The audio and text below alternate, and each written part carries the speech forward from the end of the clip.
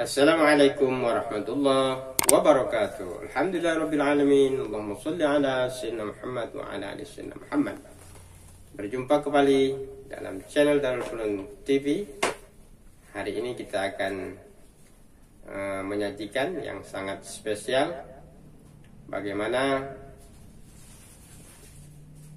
perilaku ibadat yang dicontohkan oleh Rasulullah SAW ketika kita berada di Hari Raya Idul Fitri.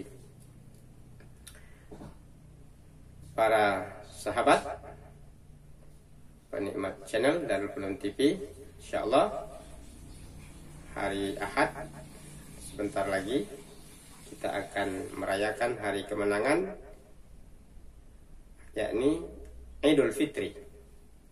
Nah, pertanyaan besarnya, bagaimana Rasulullah SAW mengisi aktivitas ibadah pada hari raya Idul Fitri tersebut? Yang pertama, kita disunahkan untuk al-ghaslu, yakni mandi pada subuh atau pagi sesudah sholat subuh ketika hari raya Idul Fitri. Tentunya mandinya dengan niat nawaitul ghusla li Idul Fitri. Dalam hati saya berniat mandi hari raya Idul Fitri. Setelah mandi, baru kita melaksanakan sholat subuh secara berjamaah. Setelah kita melaksanakan sholat subuh berjamaah, kita lanjutkan dengan melapaskan takbir. Nah, takbir ini seperti yang sudah sering kita dengar, misalnya lantunan Allahu Akbar, Allahu Akbar, Allahu Akbar, La ilaha illallah, Allahu Akbar, Allahu Akbar, walillahil hamd. Allahu Akbar kabira, walhamdulillahi katsira, subhanallahi bukratan wa asila, la ilaha illallah wa la na'budu illa iyyah, mukhlisina lahuddin walau karihal kafirun, walau karihal musyrikun, walau karihal munafiqun. La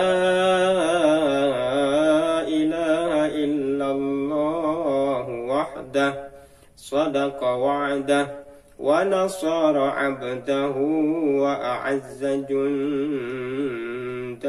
wa hazama al-ahzaba wahdah. La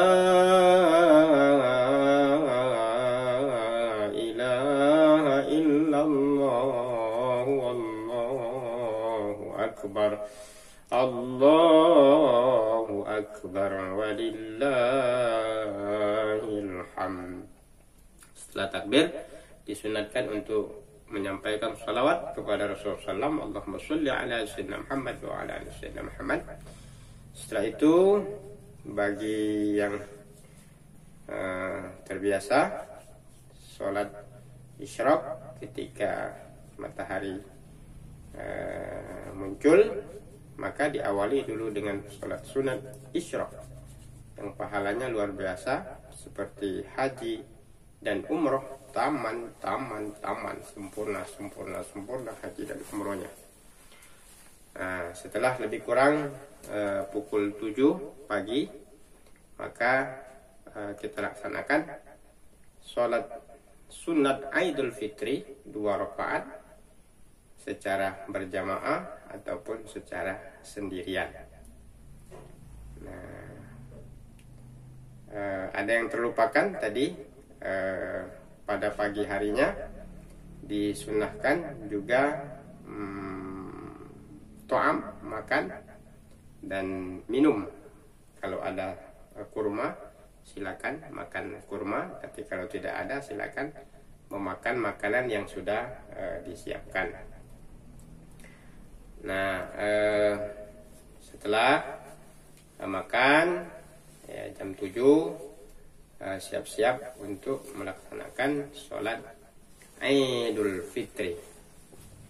Nah, setelah sholat Idul Fitri dilanjutkan dengan saling memaafkan, saling memaafkan antara suami dan istri, istri dan suami, anak dan kerabat yang lainnya. Dan jangan lupa handphonenya, pulsanya diisi, karena kita tidak bisa bertemu langsung, social distance, physical distance. Kita harus silaturahminya dengan by phone. Jadi dipastikan untuk Idul Fitri tahun ini tolong pulsanya dicek masih ada atau tidak. Kalau belum diisi segera diisi. Nah, yang selanjutnya, kalau sudah masuk waktu duha ya silakan untuk sholat sunat duha, karena sholat sunat duha ini dalam hadis dikatakan man sholat duha, barang siapa yang sholat duha Ithna Asyar, maka 12 rakaat, maka Futihat Abwabul Jinan, maka seluruh pintu surga akan dibukakan oleh Allah dan kita dipersilakan memilih untuk masuk dari pintu yang mana saja. Nah, biasanya juga kita melihat di hari raya Idul Fitri ini ada yang namanya ziarah kubur. Nah, ini yang akan kita bahas. Kenapa dianjurkan, ya, disunahkan untuk melaksanakan ziarah kubur. Ya, walaupun sebenarnya ziarah kubur ini tidak mesti hari raya Idul Fitri, akan tetapi karena dijelaskan hari raya Idul Fitri itu hari raya di mana Allah membebaskan paling banyak hamba-hamba Allah dari azab kubur dan azab nerakanya Allah Subhanahu wa taala. Nah, maka wajar kita mengambil momen untuk ziarah kubur pada hari raya Idul Fitri tersebut. Nah, di sini dijelaskan dalam syarah Irsyadul Ibad tentang keutamaan daripada ziarah kubur. Akhrajal Aqili an Abi Hurairah qala Abu Ruzain ya Rasulullah inna tariqi alal mauta fahalli kalam atakallam bihi idza marartu alaihim qala qul assalamu alaikum ya ahlal qubur minal muslimin wal mu'minin antum lana salafa wa nahnu lakum tabi'un wa inna insyaallah bikum lahiqun. Jadi di sini jelaskan sahabat Rasulullah SAW namanya Abu Ruzain, ya, dari Abu Ruzain, ya Rasulullah, wahai Rasulullah, sesungguhnya ya aku melewati aku ziarah kubur, ya. Fahal li kalam, adakah bagiku doa, perkataan, atakallam bihi, apabila aku sampai di pemakaman, ya, pemakaman. Idza marartu alaihim, ya, dan apabila aku melintas atau ziarah ke pemakaman. Qala, maka dijawab oleh Rasulullah, qul, maka katakanlah, assalamualaikum ya ahlil kubur minal muslimin wal mu'minin antum lana salafa wa nahnu lakum tabi'a wa inna insyaallah bikum lahiqun. Intinya kita mengucapkan salam kepada orang-orang yang sudah mendahului kita. Qala Abu Ruzain, dan bertanya lagi Abu Ruzain, hal yasma'un, adakah orang-orang yang sudah meninggal itu yasma'un, mendengar wahai Rasulullah? Qala, maka dijawab oleh Rasulullah, yasma'una, sesungguhnya orang-orang yang sudah meninggal di dalam kubur itu apabila kita ziarah ke kubur, yasma'un, mereka mendengar, wala yastati'un ayyajibu, akan tetapi mereka tidak mampu untuk menjawab ya salam yang kita sampaikan. Jadi ini penjelasan bahwasanya sesungguhnya apabila kita ziarah ke kubur, sesungguhnya orang-orang yang sudah meninggal itu sesungguhnya mendengar. Jadi apabila kita ziarah, makanya di daerah-daerah biasanya setelah sholat Idul Fitri mereka melaksanakan ziarah ke kubur. Nah, barangkali hadis ini landasannya ya, ziarah ke orang tua ya. Sesungguhnya orang tua mendengar ya siapa-siapa yang ziarah ke makam tersebut. Kharaja ilal an Abi Hurairah, dari Abi Hurairah, anna Rasulullah SAW bersabda, ya, kharaja ilal maqabbirah, ya, telah keluar menuju ke pemakaman. Faqala, apabila kamu keluar dan menuju ke pemakaman, faqala, maka ucapkanlah salamun alaikum, ya, dar kaum mukminin, wa inna insyaallah bikum la haikun. Wa zada Ibnu Sana an Aisyah radhiyallahu anha, ada tambahan juga kalau ingin ditambahkan, Allahumma la tahrimna ajrahum wa la taftinna ba'dahum. La tahrimna ajrahum wa la taftinna ba'dahum. Ini doa yang sering kita sampaikan, mohon pengampunan atas orang-orang yang ada di dalam kubur. Nah, di sini dijelaskan juga apa yang harus kita baca ya ketika kita ziarah kubur. Nah, di sini dijelaskan waqala Muhammad bin Ahmad Maruzi, ya, sami'tu, aku mendengar Ahmad bin Hambal yaqulu, berkata, iza dakhaltumul maqabir, apabila kamu sampai ke perkuburan, ke pemakaman, faqra'u, maka bacalah yang pertama bi Fatihatil Kitab, membaca suratul Fatihah, yang kedua wal Ikhlas, suratul Ikhlas, wal mau'uzatain, dan surah Al-Falaq dan suratul An-Nas. Apa manfaatnya? Waj'alu sawaba dzalika li ahlil maqabir.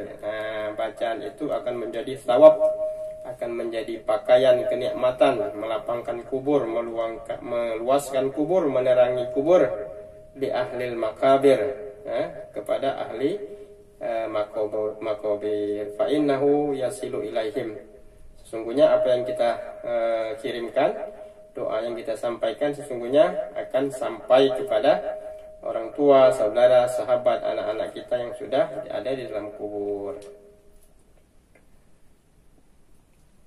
Dan apabila kita ingin meninggalkan perkuburan itu, ingin pulang, sini an yakula al-qari, ya, ba'da faraghihi. Jadi ketika ingin pulang jangan lupa mengucapkan Allahumma ausil thawaba ma qara'tuhu ila fulan. Ya Allah, sampaikanlah bacaan kami ini sebagai pahala, sebagai peringan siksa kubur, pembebas siksa kubur, ya.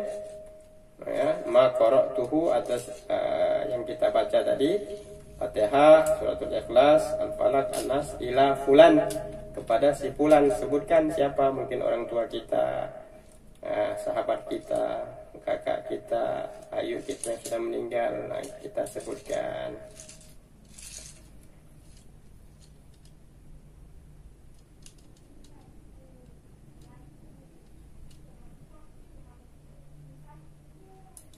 di sini dijelaskan dalam hikayat yang panjang,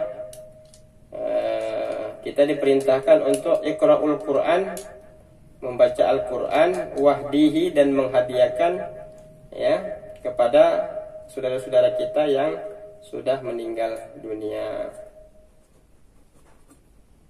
Nah, apa-apa yang kita sampaikan, Al-Quran, sholawat, Fatihah yang kita sampaikan itu ya akan menjadi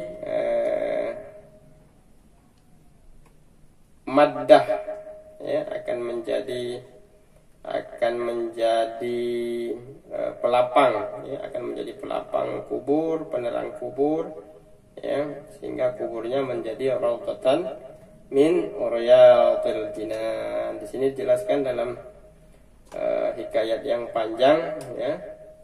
Waqala Muhammad bin Ahmad Maruzi sami'tu Ahmad bin Hambal. Ya, dijelaskan di sini bagaimana ada seorang anak yang berbakti kepada kedua orang tuanya. Ya, ternyata di dalam kubur itu orang-orang yang sudah meninggal itu mereka itu saling berlomba-lomba membangga-banggakan hadiah kiriman doa dari yang masih hidup, keluarga, ahli, anak yang masih hidup. Jadi ada seorang yang meninggal menanyakan, apakah kamu tidak merasa kaya? Sepertinya tidak mengharapkan doa dari yang masih hidup. Maka dijawabnya, sesungguhnya al-waladi, ya, anakku, ya, yahdi, senantiasa setiap hari, kullu yaumin waladi, setiap hari anakku, ya, memberikan hadiah doa Quran kepada saya, sehingga saya ini sungguhnya orang yang paling kaya di dalam kubur saya. Nah, di sini dijelaskan iqra'ul Quran wa ahdihi ila waladi fi qabrihi. Jadi ini semakin menguatkan kita bahwasanya di hari raya Idul Fitri itu salah satu amalan kita yakni ziarah kubur. Ya, di samping tadi penjelasan, ziarah kubur ini juga sebagai salah satu zikrul maut. Uzkuru hazimal ladzat.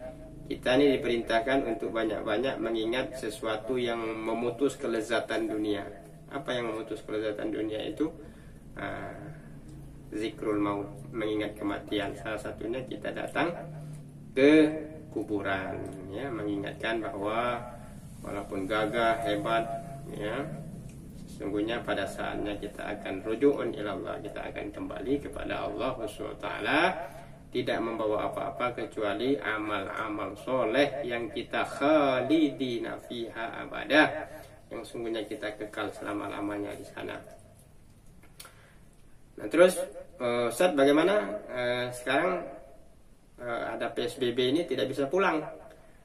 Kami tidak bisa langsung ziarah kubur. Kata Rasulullah, bisa walaupun tidak ziarah kubur langsung ke pemakaman, dari rumah baca Al-Fatihah minimal, ya, baca suratul Ikhlas, ya, dan baca Al-Falaq An-Nas minimal 1 kali. Tadi dihadiahkan ke yang sudah meninggal, apakah orang tua, sahabat, kerabat kita, anak kita. Insya Allah tadi penjelasannya pasti sampai dan mereka akan berbahagia. Jadi Idul Fitri itu tidak hanya kita bahagia karena dosa-dosa kita sudah diampuni, ternyata orang-orang yang sudah dikubur juga berbahagia karena mendapatkan pembebasan dari Allah SWT, sehingga kuburnya menjadi sesuai dengan doa raudhatan min riyadil jinan, seperti taman dari sekian banyak taman surga. Mudah-mudahan ini akan bermanfaat. InsyaAllah kita akan sambung besok dengan keutamaan dari silaturahmi pada hari raya Idul Fitri. Jangan lupa besok tonton channel YouTube Darul Funun TV, ya, karena akan selalu ada yang spesial, karena mengambil dari rujukan kitab-kitab klasik, kitab kuning yang Arab gundul, yang Kalau orang tidak belajar nahwu dan sorof, tidak akan bisa membacanya dan mengambil makna-makna yang jarang ditemukan dalam kitab-kitab terjemah. Demikian, jangan lupa like and share and subscribe. Semoga jadi amal soleh kita. Demikian, selamat Hari Raya Idul Fitri. Ya, minal aidin wal faidin kullu antum bi khair. Assalamualaikum warahmatullahi wabarakatuh.